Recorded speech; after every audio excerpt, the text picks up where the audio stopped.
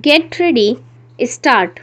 May I, Madam, draw the attention of the Honorable Minister to an important committee set up by the Government of India in 1998 under the chairmanship of Mr. Niyogi, who was asked to inquiry into the various problems of railway road coordination.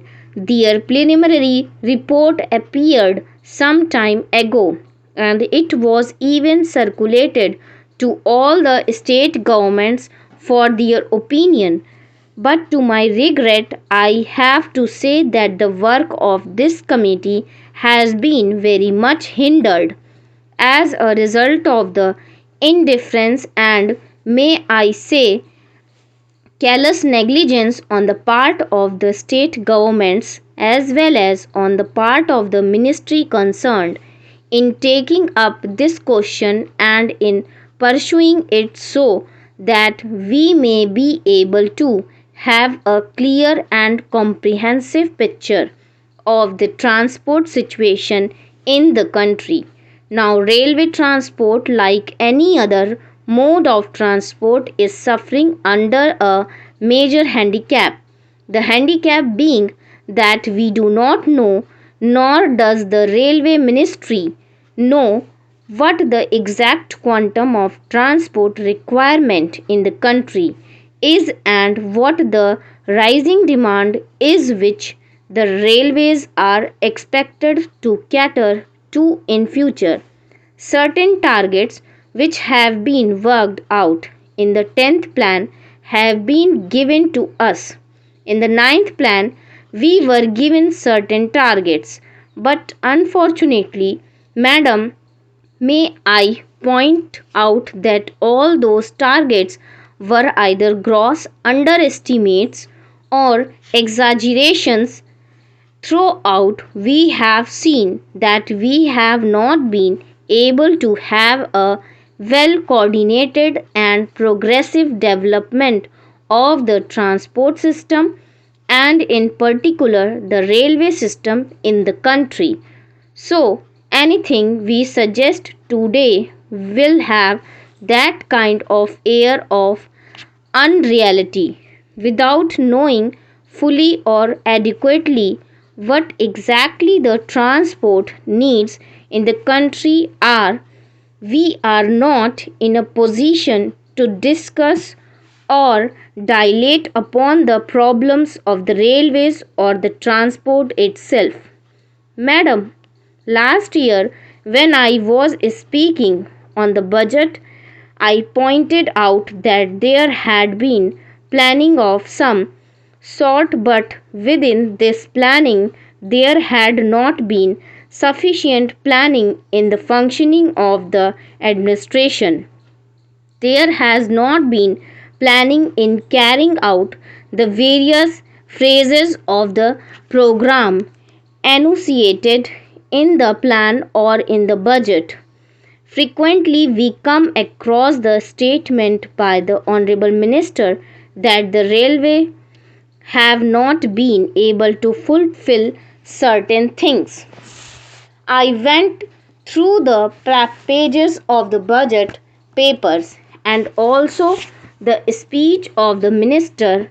I came across this significant expression: wherever there are failures or shortfalls in performance, we are told that these are mainly due to unpredictable factors or factors beyond control.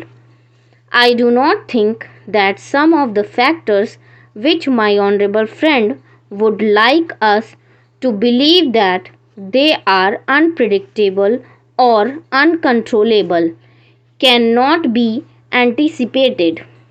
For instance, I may draw the attention of the Honorable Minister to one important fact, that is, we have been supplying since some time past empty haulage for a long distance to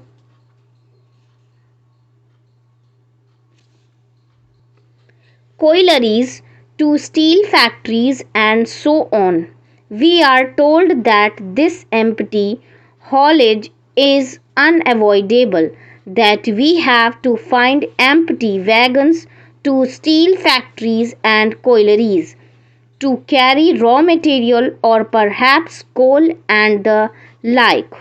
So, for a long distance, we find wagons going empty, but if there had been a research cell, an organization in the ministry to find out ways and means of utilizing these wagons fruitfully by avoiding bottlenecks in between, we could have solved the transport difficulty to a certain extent.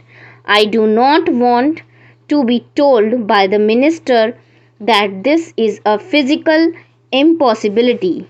Even in the advanced countries of the world, every movement of wagon, coach, and engine is planned before it is put into operation. It is unfortunate and tragic that in this country, after a decade of planning, we have not been able to think in terms of planning while executing the works. Now, in regard to some of the general problems of the railways, I would say first of all that the rise in demand is so great that we have to be prepared to provide not only adequate but also effective transport facilities to our people. I need not tell the House that the railway transport system in general is greatly dependent or interdependent on the general economy of the country. But during the last one decade, there has been one significant factor that has to be appreciated, that is, the demand for transport is increasing at a faster rate than the rise in the national income or the rise in production in any sector or in any industry. This is a factor that has not been adequately appreciated. Even if it has been adequately appreciated, not attempt or sincere effort has yet been made to carry out the fulfillment of the needs of all the sectors of our economy. Full stop.